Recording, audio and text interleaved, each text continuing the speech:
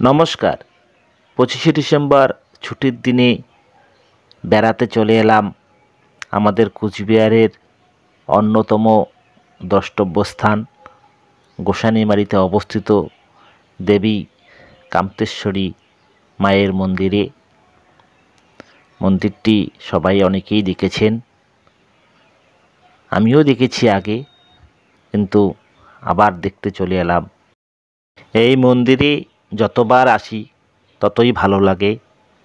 আপনারা যাদের আসার সুযোগ আছে আপনারা অবশ্যই একবার এসে এই মন্দির ঘুরে যাবেন। সুপ্রাচীন এক মন্দির, অবশ্যই আপনাদের ভালো লাগবে।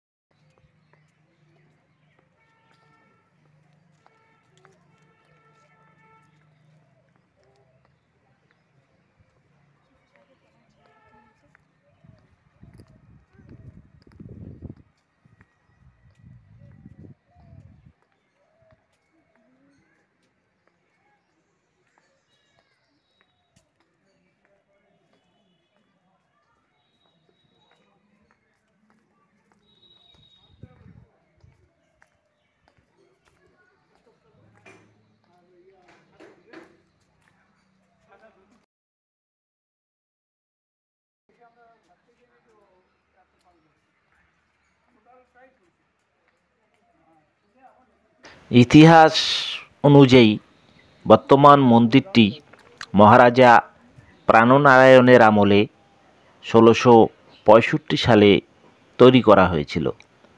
তার আগের যে মন্দিরটি ছিল সেটি ধ্বংস হয়ে গিয়েছে।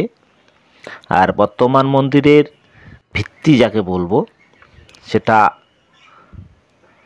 9 মিটার করে চওড়া স্কোয়ার এবং চূড়াসহ বর্তমান মন্দিরের উচ্চতা 14 মিটার বা প্রায় 46 ফিট।